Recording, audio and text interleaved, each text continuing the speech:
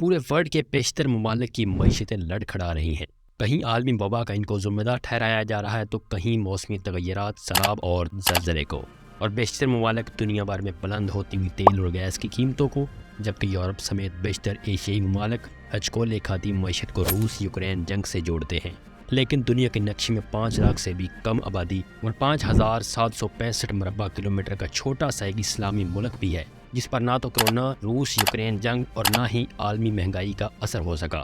یہ کہنا بھی غلط نہ ہوگا کہ اس ملک میں غریب نہ ہونے کے برابر ہیں۔ جنوبی مشرقی ایشیا میں جزیرہ برونیو کے شمالی ساحل پر واقع اس ملک کی سرحدیں ملیشیا اور انڈونیشیا سے ملتی ہیں۔ جی ہاں، یہ چھوٹا سا امیر اسلامی ملک برونائی ہے، جو دنیا کے چھوٹے امیر ترین ملک کا اعزاز رکھتا ہے۔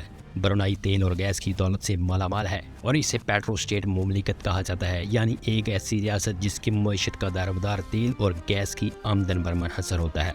اس کا اندازہ اس بات سے لگائیں کہ خام تیل اور قدرتی گیس سے مالا مال اس ریاست کی جی ڈی پی کا 90% حصہ تیل اور گیس کی آمدن سے حاصل ہوتا ہے۔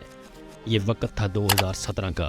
اس وقت کے اعداد و شمار کے مطابق برونائی میں گزشتہ سال کے اختتام تک اس کے پاس 1100 ملین بیرل سے زائد خام تیل کے ذخائر موجود تھے، جبکہ اس ملک کے پاس قدرتی گیس کے 2.6 خرب کیوبک میٹر ذخائر دستیاب تھے۔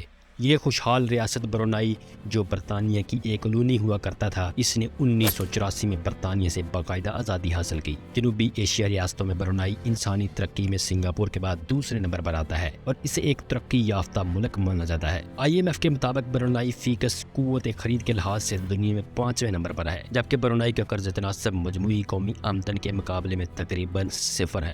برونائی میں معیشت کے ایک پروفیسر ایلرچ وولز کا کہنا ہے کہ برونائی پر برائے نام قرض ہے اور ملک کی خوشحالی کی وجہ ہائیڈرو کاربن کی فروخت سے حاصل ہونے والی آمدن ہے۔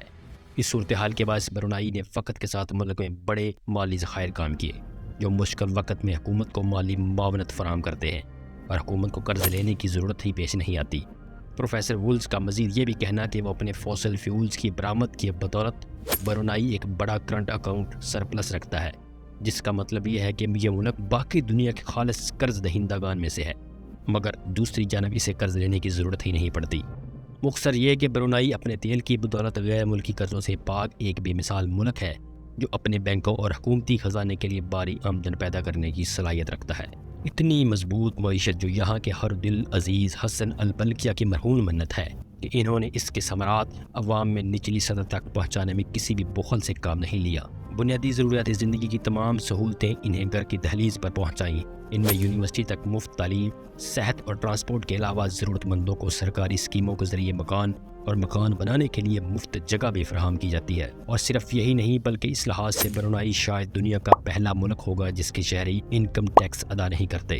برونائی دنیا کا چوتھا امیر ترین ملک تو ہے ہی، لیکن یہاں کے حکمران سلطان حسن البلکیہ کی دولت اور شان و شوکت کے چرچے پوری دنیا میں گردش کرتے ہیں۔ جہاں ان کی دولت کا کوئی پیمانہ ہی نہیں، وہاں ان کے محلات کے بارے میں کہا جاتا ہے کہ 1788 کمروں پر مشتمل سونے، چاندی اور انمول ہیروں سے مزین ان کا محل اپنی مثال آپ ہے۔ ان کی آمریت کا اندازہ اس بات سے لگایا جا سکتا ہے کہ 110 کاروں کی گنجائش والے گراج میں دنیا کی قیمتی ترین گاڑیاں ہر وقت موجود رہتی ہیں، جبکہ سلطان کے ذاتی استعمال کے لیے ایک عدد 747 جیمبو جیٹ بھی موجود ہے، جس کی قیمت ایک اندازے کے مطابق $100 ملین بتائی جاتی ہے۔ آرائش اور آسائش کے لحاظ سے یہ دنیا کا خوبصورت اور منفرد ترین جہاز ہے۔ اس کے ساتھ ساتھ سلطان کی ذاتی دولت کا اندازہ یہاں سے لگائیں کہ ان کی دولت ہر گزرتے لمحے کے ساتھ بڑھتی رہتی ہے۔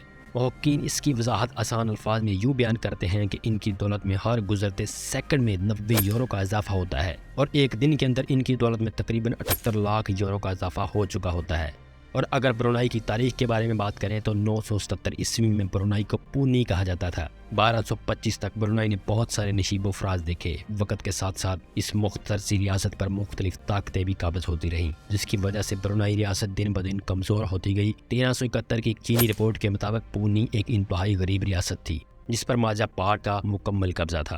15ویں صدی کے دوران مالے سے سلطان نامی مسلمان شخصیت آئی اور انہوں نے اسلام پھیلانے کے لیے یہاں کوششیں تیز کر دی۔ سلطان بنیادی طور پر تیل کے ایک بڑے تاجر تھے۔ انہوں نے برونائی میں فلاحی کاموں میں بڑھ چڑھ کر حصہ لیا اور مساجد بھی تعمیر کروائیں۔ 13ویں اور 14ویں صدی تک چینیوں کا عمل دخل اس سلطنت کے ساتھ بڑھ گیا، اور اسی لیے یہاں کے مسلمانوں کی تعداد جو 64% تک ہے کا تعلق بنیادی طور پر چین ہی سے ہے۔ 16ویں صدی تک یہاں اسلام اپنی جڑیں مضبوط بنا چکا تھا۔